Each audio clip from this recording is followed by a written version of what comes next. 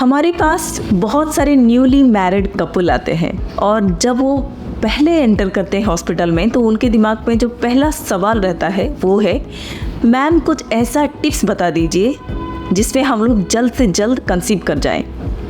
तो आज हम कुछ मैजिकल टिप्स के बारे में डिस्कस करेंगे जिसको आप अगर सही तरीके से फॉलो कर रहे हो तो फिर 95 to 98% केसेस में आप जल्द से जल्द नेचुरली कंसीव कर जाओगे।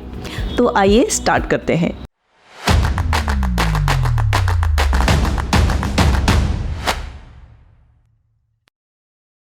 इससे आता है सबसे पहले आपका फर्टाइल विंडो।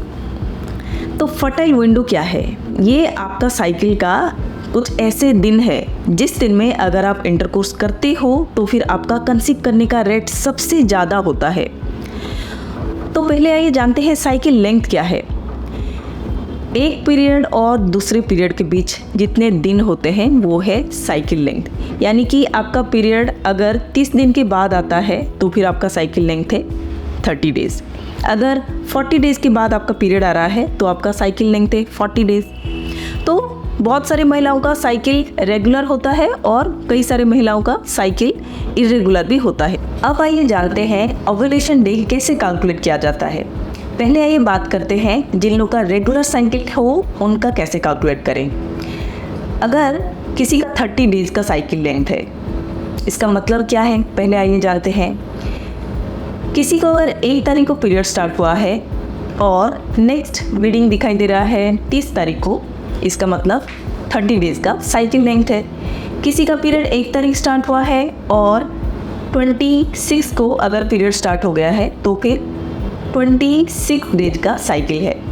तो जितने दिनों के बाद आपका नेक्स्ट साइकिलिंग स्टार्ट होता है वो आपका साइकिल लेंथ है। सपोज किसी का 30 डेज़ का साइकिल है तो ओव्यूलेशन डे क्या होगा?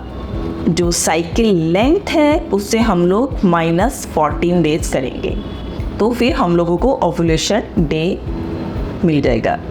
तो 30 - 14 16, तो 16 हो गया आपका ओव्यूलेशन डे।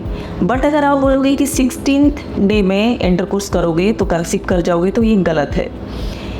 16th डे अगर ओव्यूलेशन डे है तो ये फिक्स नहीं रहता। हर एक महिला का जो है थोड़ा बहुत ओव्यूलेशन डे चेंज होता रहता है।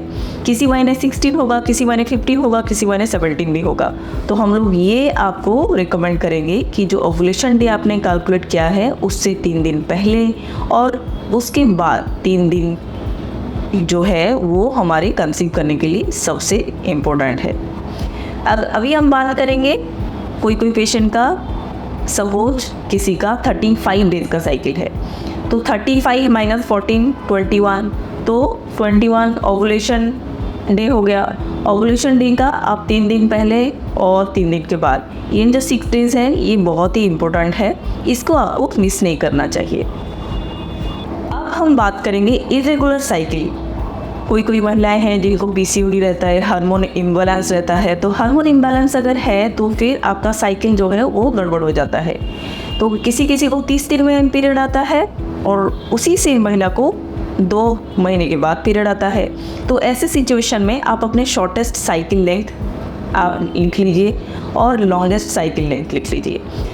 आपको कभी 1 महीने में ठीक टाइम पे पीरियड आ जाता है और कभी 2 महीने के बाद आता है। तो इसमें आपको शॉर्टेस्ट साइकिल लेंथ से आपको 14 माइनस करना है और लॉन्गेस्ट साइकिल लेंथ से आपको 14 माइनस करना है। 30 - 14 16, 60 - 14 46।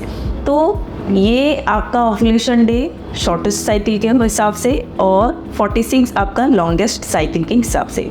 तो 16 डेज से लेकर 46 डेज तक आपको 16 डेज से पहले 3 दिन से लेके 46 डे के बाद 3 दिन तक अगर आप अल्टरनेट डे इंटरकोर्स करते हो तो फिर आपको कंसीव करने का चांस बढ़ जाता है।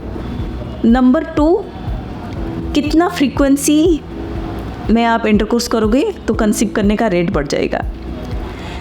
आपको एवरी अल्टरनेट डे अगर आप इंटरकोर्स कर रहे हो तो that is good enough to conceive, यानी कि 48 आवर्स में एक बार।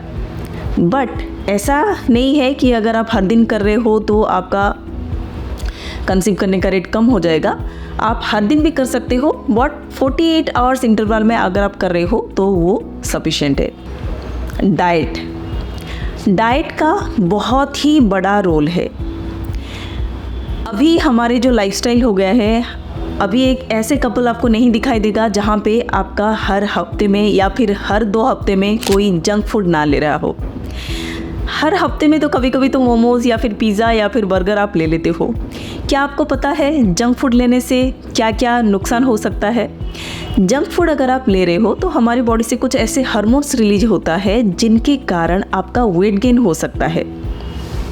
और जंक फूड लेने से आपका स्पर्म और एग का क्वालिटी भी कम हो जाता है। इसीलिए जंक फूड को अवॉइड कीजिए।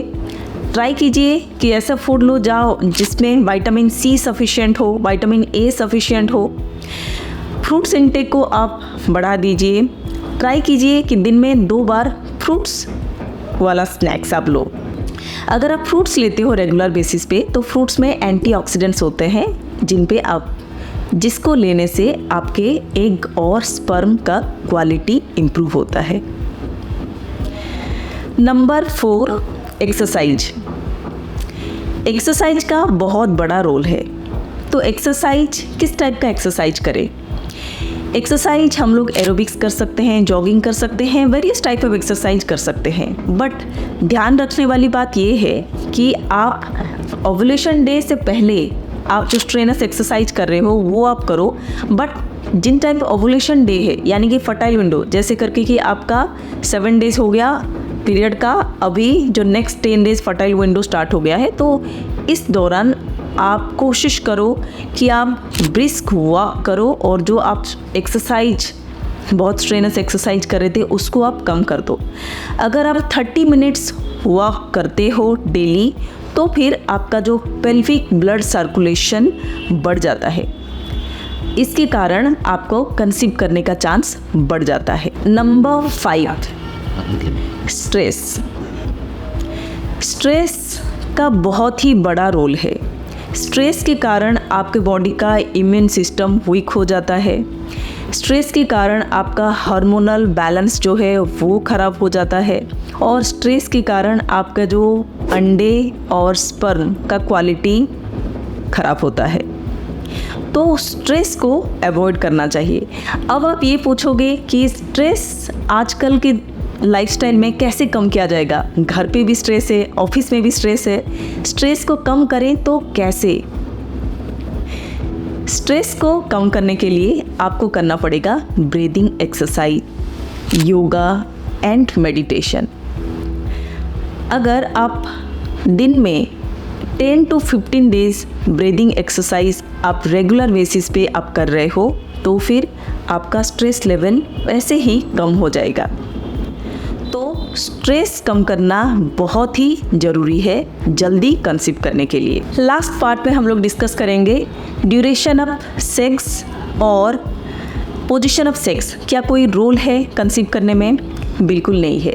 बट जो रोल है ये है कि आप अगर इंटरकोर्स करने के बाद 15 मिनट लेटे रहते हो तो फिर आपका कंसीव करने का चांस बढ़ जाता है। तो ये सारे हैं मैजिकल टिप्स। अगर आप ये सारे टिप्स को फॉलो करते हो तो 95 to 98% केसेस में आप जल्द से जल्द कंसीव कर जाओगे। मैं आशा करती हूँ कि ये वीडियो आपके लिए इन्फॉर्मेटिव रहा हो। आप ये वीडियो को अपने फ्रेंड्स और फैमिली के साथ शेयर कीजिए। अगर आप न्यू हो इस चैनल पे तो वीडियो को सब्सक्राइब जरूर कीजिए। अगर आपके दिमाग पे कोई सवाल है फर्टिलिटी को लेके तो फिर आप कमेंट सेक्शन में पूछ सकते हैं। Until next time, stay healthy, stay awesome.